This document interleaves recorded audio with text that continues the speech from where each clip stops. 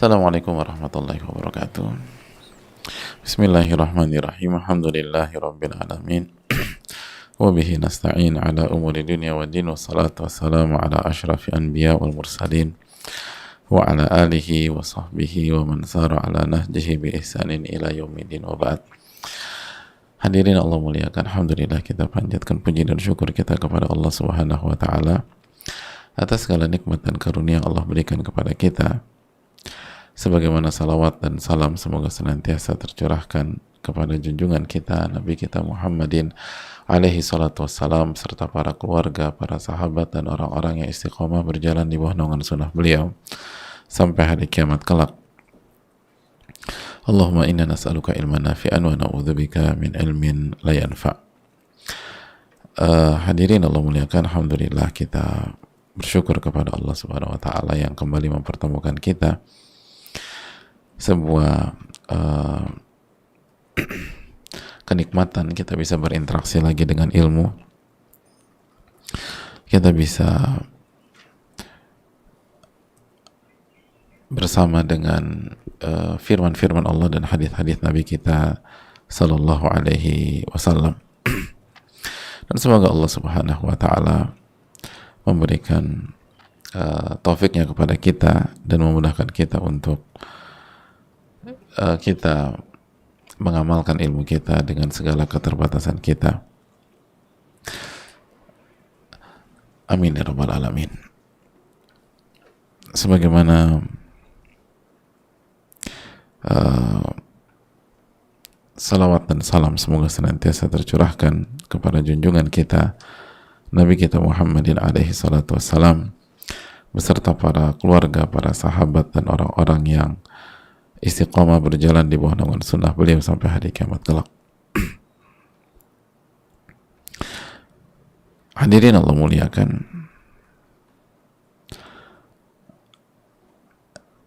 kita akan kembali melanjutkan bab hak tetangga dan wasiat untuk memberikan hak tersebut.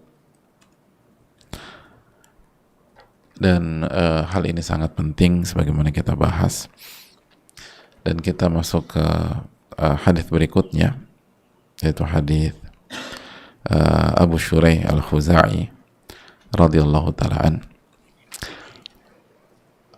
Hadis ini serupa dengan hadis yang sebelumnya. Ada perbedaan sedikit saja untuk penekanan. Mari kita bersama hadis tersebut. Al-Imam An-Nawawi rahimahullahu rahmatan wasi'ah, semoga Allah merahmati beliau dan merahmati keluarga beliau, guru-guru beliau, dan semoga Allah merahmati seluruh ulama kita. Semoga Allah merahmati seluruh kaum muslimin dimanapun berada. Amin ya rabbal alamin. Beliau menyampaikan wa an Abi Shuraih Al-Khuzai radhiyallahu ta'ala dan dari Abu Shuraih Al-Khuzai radhiyallahu ta'ala anhu. Dan Abu Shuraih sudah kita bahas di hadis yang ke-270, hadirin. Beliau menyampaikan anna Nabi sallallahu alaihi wasallam qala, bahwa Rasulullah sallallahu alaihi wasallam bersabda.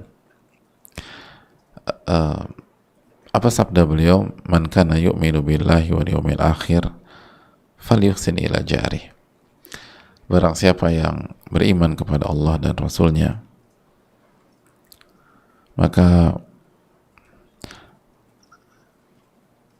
hendaknya ia berbuat ihsan kepada tetangganya, berbuat ihsan, berbuat baik. Lalu Nabi SAW melanjutkan, wa man kana yu'minu billahi wal yawmil akhir falyukrim dhaifahu. Hendaklah dia, barang siapa yang beriman kepada Allah dan hari akhir, hendaknya dia memuliakan tamunya. Lalu Nabi kita SAW melanjutkan, wa man kana yu'minu billahi wal yawmil akhir falyaqul khairan aw liyasmut. Hendaknya dia berkata yang baik atau dia diam.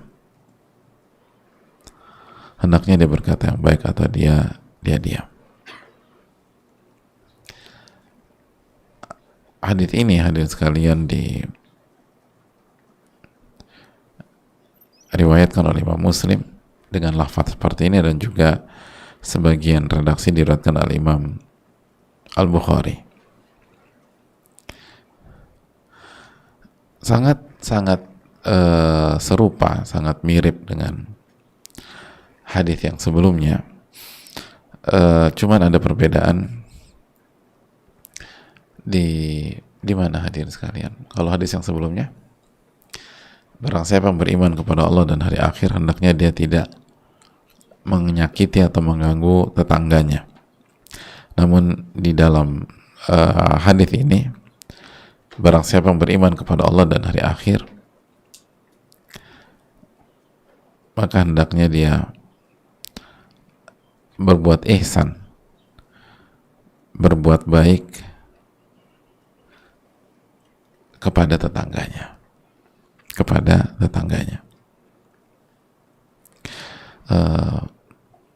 sama saja jawabannya? Enggak sama, tidak sama.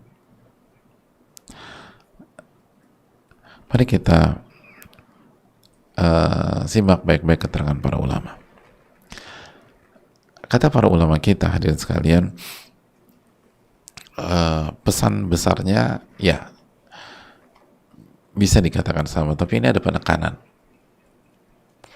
Nabi SAW kembali mengingatkan kita tentang 3 poin, 3 hal, yaitu tentang tetangga, tentang tamu, dan tentang berkata baik atau diam. Ini menunjukkan 3 hal ini sangat penting, hadirin sekalian. Tetangga sangat penting, lalu memuliakan tamu itu sangat penting, dan yang ketiga adalah berkata baik atau diam. Berkata baik atau diam.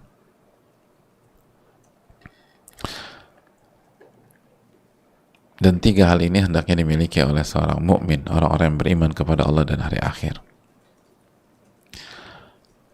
3 hal ini hendaknya diperjuangkan oleh setiap orang-orang yang beriman. 3 hal ini hendaknya dipelajari dan diperjuangkan.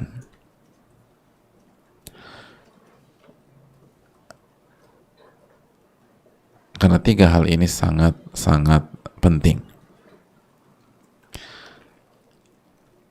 Dan ini sering kita lupakan.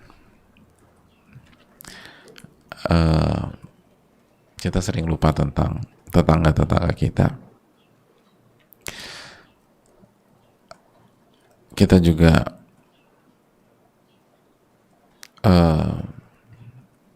sering lupa dengan tamu, khususnya pas kita lagi nggak mood.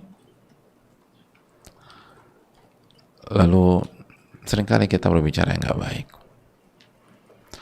Kalau setiap mukmin itu bisa mengamalkan 3 hal ini, maka halnya sangat luar biasa. Itu poin, hadirin sekalian. Poin yang berikutnya, hadis ini tentang penekanan. Kenapa demikian? Karena perintah untuk melakukan ihsan, berbuat baik, itu lebih tinggi dari larangan untuk tidak mengganggu.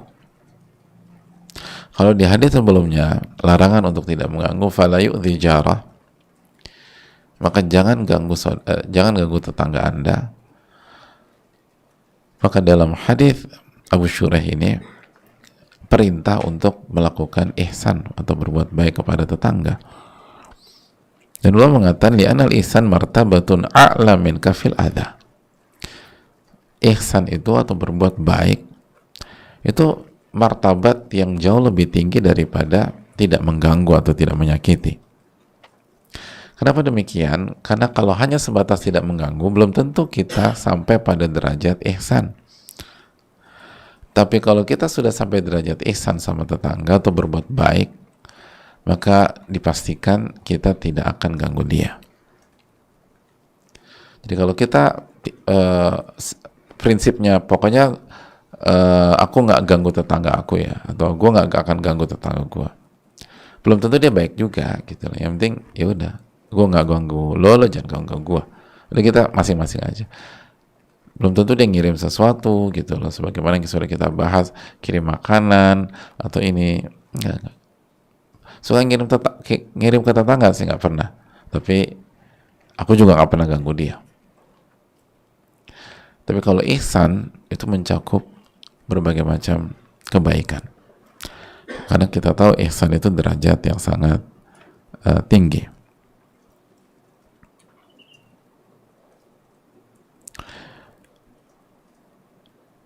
Hadirin Allah muliakan,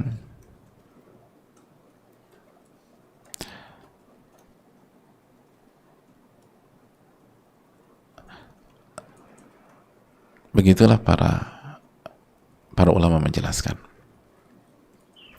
Jadi kalau kita beriman, maka berbuat baiklah dengan tetangga, berbuat ihsanlah dengan tetangga,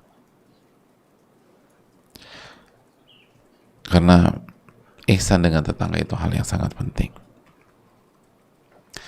Dan lagi-lagi ini menyangkut iman kita kepada Allah dan hari akhir. Kalau kita yakin Allah Maha melihat kita yakin Allah nggak menyanyiakan, kita yakin Allah Subhanahu Wa Taala akan mengganjar minimum 10 kali lipat, bahkan lebih, bisa sampai 700 kali lipat, bahkan lebih.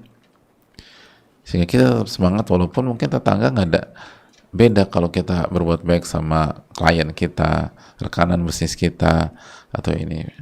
Tapi kita lakukan dalam rangka mendekatkan diri kepada Allah Subhanahu Wa Taala, karena penekanan tentang tetangga hal yang sangat penting. Lalu poin yang berikutnya, ketika ada redaksi yang berbeda-beda ini atau berbeda ini, jangan ganggu, berbuat baik, dan ini dikaitkan dengan iman. Ini menunjukkan, hadirin sekalian muliakan, bahwa maslahat berbuat baik ke tetangga itu sangat besar.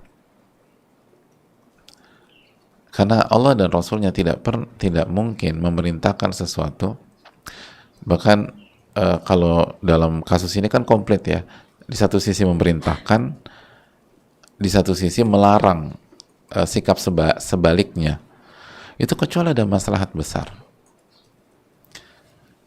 Orang cerdas aja, orang bijak saja tidak mungkin menekankan sesuatu kecuali di dalamnya ada maslahat yang besar, di dalamnya ada kebaikan yang besar.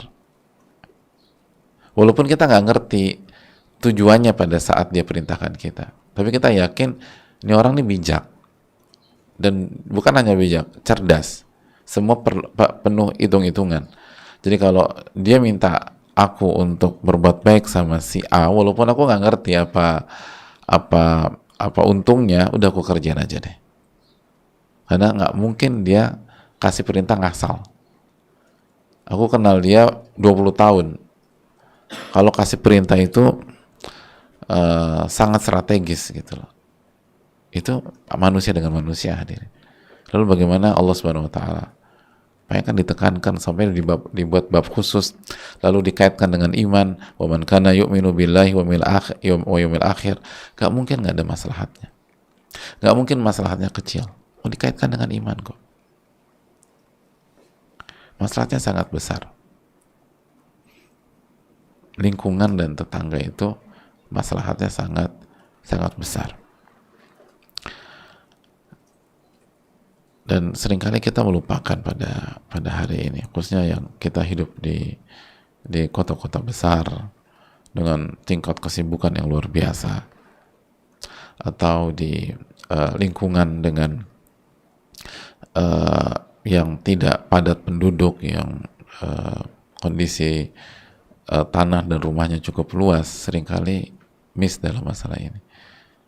Padahal Nabi SAW enggak memberikan perintah ini untuk semua kita yang merasa beriman kepada Allah dan hari akhir. Jadi kalau kita merasa kita kurang, maka ini waktunya untuk memperbaiki. Ini waktunya untuk memulai. Dan jangan pernah remehkan, kita sudah bahas, walaupun dengan hanya menambahkan kuah atau hanya dengan mengirim makanan yang mungkin secara angka dia bisa beli 3 lusin makanan yang sama, tapi ini bukan hanya tentang itu. Ini tentang pesan kebaikan, ini tentang pesan sebuah perhatian, ini tentang pesan kebersamaan. Jadi ini maslahat sangat besar. Maslahat sangat besar. Jangan pernah diremehkan. Makanya hadirin sekalian, para ulama kita nggak meremehkan masalah ini.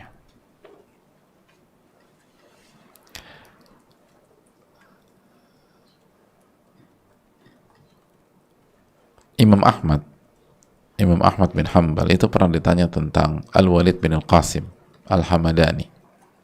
Imam Ahmad murid dari Imam Syafi'i rahimahumullah, salah satu dari 4 imam madhab. Itu pernah ditanya tentang seseorang, sosok yang bernama Al-Walid bin Al-Qasim Al-Hamadani. Lalu beliau menyampaikan bahwa orang ini thiqah, terpercaya. Sosok beliau ini thiqah, terpercaya. Katabna anhu, kami menulis hadis dari beliau. Jadi orang ini bukan orang sembarangan, orang spesial. Kesolehannya, ketakwaannya, kebaikannya, akurasi periwayatannya, kekuatan hafalannya, ini luar biasa.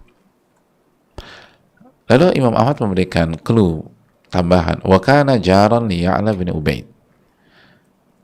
Jadi kata Imam Ahmad, Al-Walid bin Al-Qasim ini terpercaya, thiqah. Dan beliau ini adalah tetangga dari Ya'la bin Ubaid. Gitu loh. Maka penanya ini bertanya, fasa'altu Ya'la anhu. Maka aku pun bertanya kepada Ya'la bin Al-Qasim, Ya'la bin Ubaid. Tanya gimana tentang Al-Walid bin Al-Qasim. Tanya deh, apakah apakah engkau tetangga Al-Walid bin Al-Qasim, dan bagaimana beliau? Lalu apa kata Ya'la bin Ubaid? Ni'mar rajulu. Itu Al-Walid bin Al-Qasim, itu sebaik-baiknya orang. Ini tetangganya kasih testimoni. Itu sebaik-baiknya orang. Sebaik-baiknya tetangga. Sebaik-baiknya sosok. Tetangganya bilang. Rahimahullah. Al-Walid bin Al-Qasim itu sebaik-baiknya tetangga. Huwa jaruna mundhu khamsina sana. Beliau tuh udah jadi tetangga aku selama 50 tahun. Ma ra'ayna illa khair. Kami nggak pernah melihat kecuali kebaikan. Allahu Akbar. 50 tahun bertetangga. Saya nggak pernah ngeliat kecuali kebaikan. Lihat para ulama kita ya. Diakui oleh tetangga, diakui oleh lingkungan. Dan jadi tetangganya bukan 1-2 bulan, 50 tahun. Khamsina sana. Gak ada kecuali kebaikan orang ini.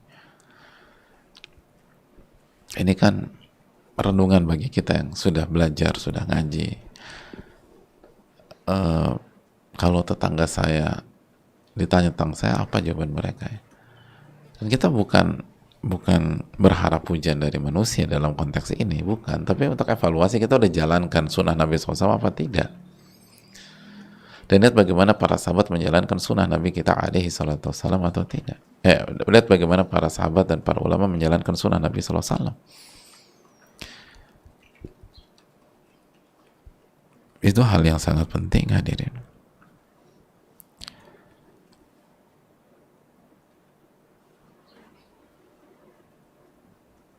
Oleh karena itu,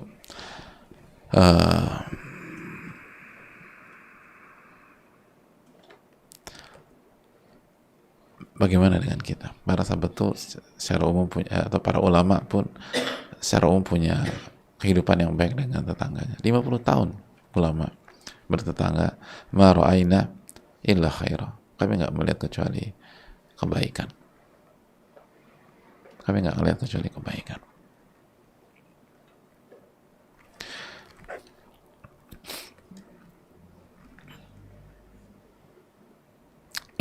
Hadirin yang Allah muliakan,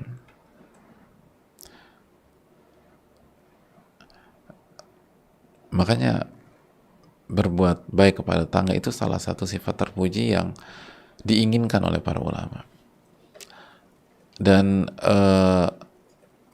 para ulama itu pun juga kagum kalau ngeliat ada ulama yang lain tuh Masya Allah dalam masalah tetangga, dan ingin seperti mereka. Ini salah satu uh, sikap baik dalam kehidupan atau prestasi dalam kehidupan yang diinginkan oleh orang-orang soleh lainnya. Makanya Abu Daud As-Sijistani mengatakan bahwa aku tuh quote and quote ngiri dengan Sa'id bin Amir dalam konteks atau dalam bidang memuliakan tetangga. Aku ngiri sama dia, kok bisa orang kayak gitu ya? Saking baiknya Sa'id bin Amir dalam bertetangga. Bahkan hadirin Allah muliakan, kehidupan bertetangga para ulama itu sampai pada titik yang kita nggak pernah duga dan kita nggak pernah dengar sebelumnya dari peradaban yang lain. Jadi kualitas bertetangga mereka itu sampai pada titik, sampai level banyak di antara kita nggak pernah dengar itu terjadi dalam peradaban lain, dalam lingkungan yang lain. Sebagai contoh, mari kita simak profil dari Abu Hamzah As-Sukari, salah satu ulama besar, salah satu ulama yang luar biasa, yang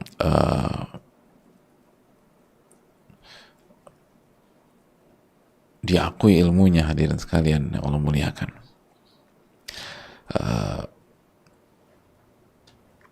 Imam, salah satu ulama-ulama papan atas, Al-Hujjah, Al-Hafidh, ulama hadis.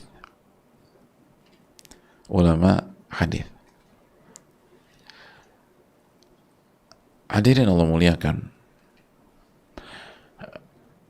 lihat bagaimana para ulama mengamalkan ilmu mereka, dan kita ini masih jauh ya, butuh istighfar. Salah satu contohnya, dan ada yang pernah belajar bahasa Arab nggak? Apa arti sukari? Sukari ya, sukar, gula. Jadi Abu Hamzah sang gula gitu bahasa kita. Abu Hamzah As-Sukari. Abu Hamzah As-Sukari. Sukari itu gula. Jadi apa namanya?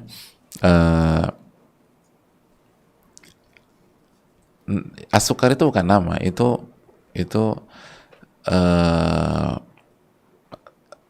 gelar masyarakat gitu loh, sang gula. Namanya itu, siapa nama beliau? Muhammad bin Maimun rahimahullah. Kenapa dinamakan sang gula? Mungkin dia punya toko gula, Pak Ustaz. Kalau beli gula di rumahnya, di tempatnya murah. Enggak. Beliau dinamakan sang gula karena tutur katanya manis layaknya gula. Kalau bicara tuh manis sekali, layaknya kita makan gula. Jadi nggak boleh ketemu orang diabetes dong Ustaz. Bukan. Ini orang kalau bicara luar biasa,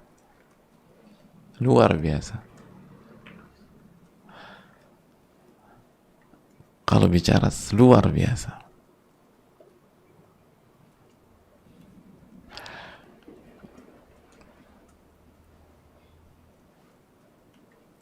Sangat luar biasa. Jadi hadirin Allah muliakan,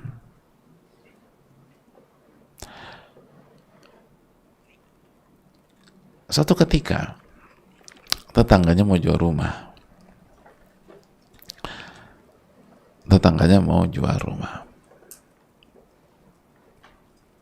Tetangganya ini BU, kira-kira butuh uang, dia mau jual rumah. Lalu ditawarin deh gitu. Terus sampailah ada orang yang tertarik.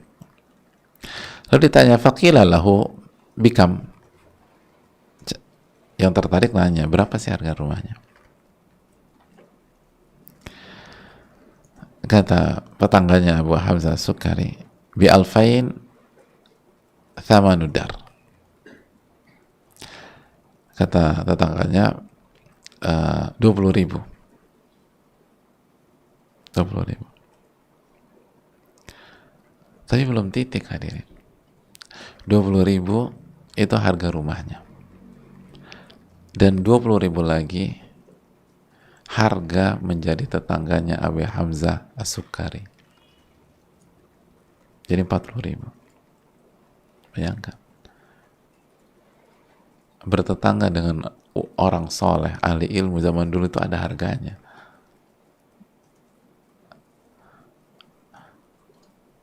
Anda harus bayar kerugian saya ketika saya harus pindah dan menjauh dari Abu Hamzah As-Sukari.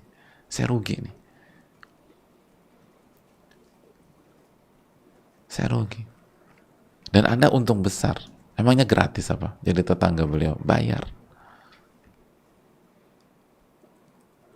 Susah punya tetangga yang cara tutur katanya tuh manis, menyenangkan, baik, rajin ibadah, berilmu, bisa nanya, bisa minta fatwa, berinteraksinya dengan sunnah Nabi SAW. Nggak gratis, itu bayar. Anda harus bayar.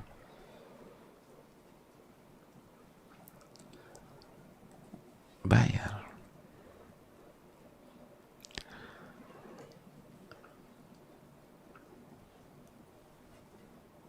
Luar biasa. Abu Hamzah itu diriwayatkan, kalau ada tetangga yang sakit, itu beliau bantu pengobatannya. Jadi bukan, kalau kita kan di level kirim buah ya, beliau nggak kirim, bantu pengobatan.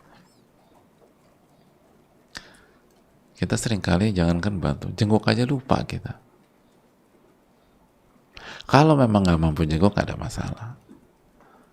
Atau karena ada kewajiban yang lebih, tapi seringkali kita tuh ada waktu, lupa aja, nggak perhatian aja. Kecuali kalau ada udzur syar'i itu beda, dan setiap orang beda-beda ya. Bukan berarti setiap yang ngajung itu salah, enggak. Mungkin di antara kita ada yang sakit pada saat tetangga sakit, atau nggak tahu, atau karena tetangganya itu ta'affuf, nggak mau kasih tahu siapa-siapa, atau misalnya ada kewajiban yang lebih gitu loh, sehingga nggak bisa datang ketika tetangganya sakit di rumah sakit opnam. Itu kalau ada udzur nggak ada isu. Tapi yang sering jadi masalah adalah emang kita nggak perhatian. Nah, ini harus diperbaiki. Kita malas aja. Tetangga kita di opnam, malas aja, capek. Itu rumah sakit, trafiknya macet. Enggak. Nah, kalau level mereka itu biaya pengobatan deh. Jadi tetangganya merasa rugi dong kalau saya harus lepaskan itu gratisan, bayar ke saya. Dan berarti angkanya senilai dengan harga rumah itu. Senilai. Lihat ya, dulu para ulama itu kebersamaan dengan orang-orang baik, orang-orang soleh itu tuh ada harganya. Ada harganya, gak gratisan, itu mahal. Karena manusia itu yang paling mahal kan, yang paling mewah dari makhluk-makhluk Allah Subhanahu wa taala.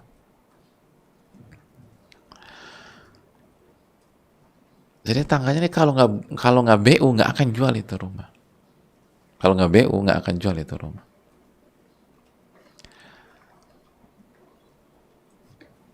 Coba saya ingin tanya, kalau kita jadi calon pembelinya gimana? Hah? Pakai ada harganya tuh. Tapi mereka begitu hadirin. Sampai demikian.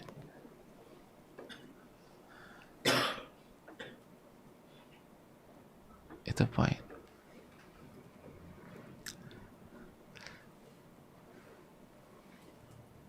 Atau mungkin kita sebaliknya kali ya, tetangga kita kalau jual harga banting harga, mau jual rumah banting harga, udah cepetnya, yang penting gue jauh dari ini orang, nyebelin gitu loh, udah berisik segala macam, bla bla bla. Jadi harga kita tuh minus gitu loh. Jadi keberadaan kita sebagai tetangga itu merusak harga rumahnya gitu. Kalau dulu itu keberadaan orang soleh itu, uh, orang yang punya ilmu itu membuat harga rumah tuh tinggi gitu. Membuat harga rumah tuh tinggi. Dan itu logis nggak sih? Ya logis lah. Mau dekat mall aja harga rumah jadi tinggi. Dekat mall. Masa dekat manusia yang soleh harga rumah nggak ada ininya? Dekat pintu tol aja itu harga rumah bisa tinggi. Dekat pintu tol. Ini dekat manusia yang baik, yang perhatian gitu lah. Kalau kita sakit pintu tol perhatian nggak ke kita? Hah? Nggak. Gitu. Siapa yang sakit dapat buah terus kartu ucapan dari pintu tol gitu loh? Enggak kan, itu aja harga rumah tuh beda dekat pintu tol. Ini perhatian dan segala macam. Didoain orang soleh hadirin.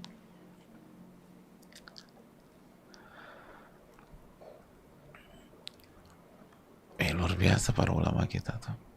Dan kita masih jauh dibanding mereka. Berhenti, belum selesai.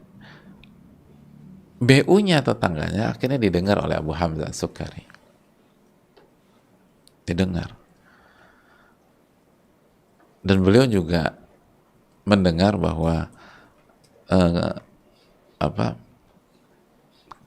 kedekatan dengan beliau tuh ada harganya gitu loh. Dan harganya senilai dengan harga rumahnya. Oke, saya mau tanya sama hadirin sekarang. Kalau kita di posisi Abu Hamzah Sukari, sikap kita gimana? Begitu dengar tetangga kita BU, terpaksa jual rumahnya, sedih, nggak bisa deket lagi sama kita, lalu pas jual, ketika dipasarkan itu rumah, ternyata ada dua harga. Pertama harga rumahnya, yang kedua harga bertetangga dengan kita. Sikap kita gimana coba? Kayak gimana Ki? Sikapnya Ki? Apa? Wis, beli rumahnya. Enak. Nas gimana?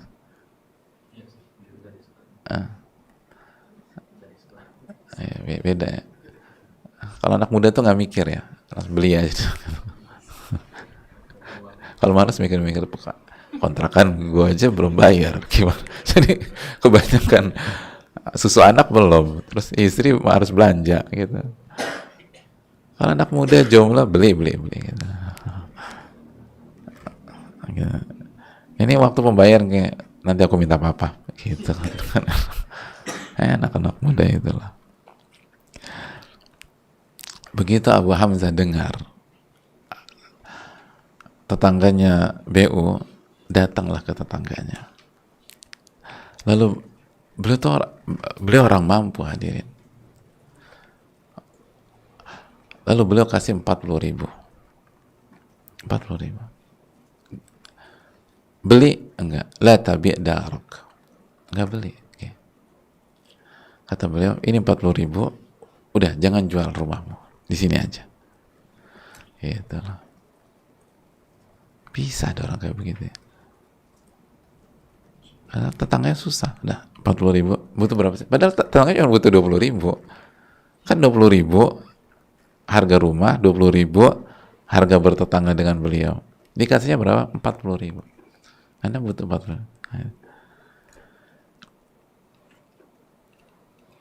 Ini 40.000, jangan jual rumah Anda. Tetap jadi tetangga saya. Besok kalau mau jual naik lagi tuh harga tuh. Tetangganya begitu. Hadirin, kalau kita ini real loh, ini bukan fiktif. Jadi kalau kita lihat cerita kayak dongeng benar. Dan ini baru level ulama loh. Kita gimana level Rasulullah SAW?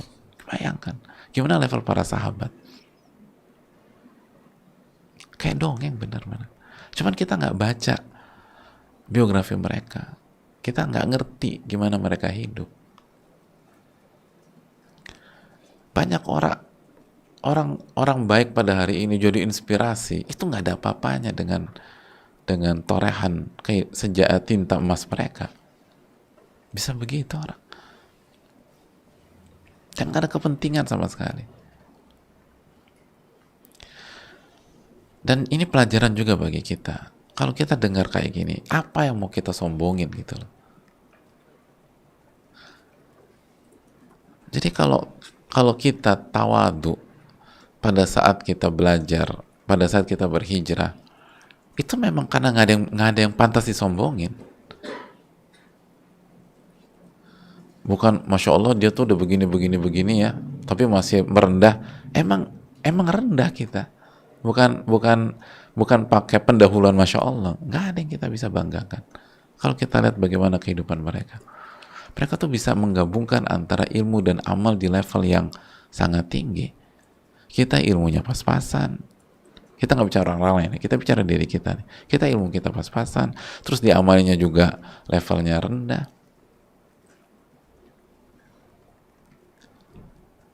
Dan hadirin sekalian, yang seperti ini bukan satu loh.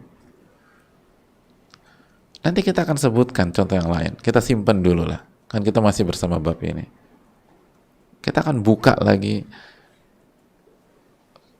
nama lain gitu, nama besar lain tentang masalah ini. Jadi jangan berpikir dalam sejarah peradaban kita hanya Abu Hamzah As-Sukkar yang levelnya seperti ini. Enggak. Ada banyak contoh, hadirin. Banyak contoh. Ya, Abu Daud rahimahullah ketika beliau ngiri sama level bertetangganya Zaid bin Amir. Abu Daud kan bukan orang sembarangan, hadirin rahimahullah. Ini ulama besar. Ini orang baik di level-level tinggi ini. Kalau beliau orang-orang kayak gitu sampai ngiri, ya kira-kira yang diirikan itu iri positif ya, kok aku pengen kayak dia nih, itu kira-kira mainnya di level apa?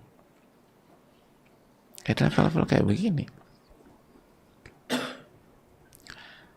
di level kayak begini. Nah, karena marilah kita evaluasi diri kita. Jadi dan banyak angle yang harus kita evaluasi. Pertama, sikap kita ke tetangga, dan kita nggak mungkin lah di level seperti itu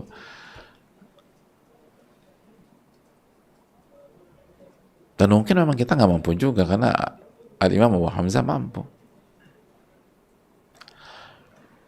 Terus yang berikutnya juga, selain kita memperbaiki pengamalan kita terhadap ilmu atau sikap kita dengan tetangga, yang harus kita perbaiki ketawaduan kita, hadirin. Gak ada apa-apanya. Kita ini dianggap baik karena orang-orang tersebut itu, misalnya, kalaupun kita dianggap baik ya, kalau kita dianggap baik karena orang-orang yang anggap kita, itu mungkin belum pernah bertemu dengan ulama seperti ini gitu, yang luar biasa. Kalau mereka ketemu orang-orang sosok kayak begini, kita dianggap cuman begini doang sih, jauh lah. Makanya ketika sebagian ulama ditanya tentang apa sih tips biar kita nggak sombong, apa sih tips biar kita selalu tawadu, salah satu nasihat mereka apa? Baca perjalanan hidup para orang-orang soleh terdahulu dan para ulama, biar kita tahu diri. Nggak ada satupun kebaikan pada hari ini yang pantas kita sombongkan. Karena kalau kita komparasikan, kita bandingkan dengan prestasi-prestasi kehidupan mereka, nggak ada apa-apanya, hadirin. Nggak ada apa-apanya. Kalau kita misalnya merasa hebat, merasa sombong karena sering menghatamkan Al-Quran, coba baca bagaimana Utsman bin Affan menghatamkan Al-Quranul Karim. Ya Allah, kerdil kita, hadirin, kerdil. Itu menciut kita. Coba lihat mereka. Kalau kita merasa kayaknya udah jadi tetangga yang terbaik, baca keterangan. Lihat Abu Hamzah Sukkari rahimahullah. Lihat nama-nama lain. Nanti saya akan bismillah kita akan sebutkan satu-satu contoh. Jadi dan ilmu dan terlihat ya, artinya kalau kita cerita bagaimana itu benar-benar real, Al ilmu itu rahmah, ilmu itu kasih sayang. Yang para ulama tuh dididik untuk menyayangi umat gitu, menyayangi manusia, bukan membenci, menyayangi. Bayangkan, udah saya kasih 40.000, tetap tinggal di sini ya, jadi tetangga saya. Gitu.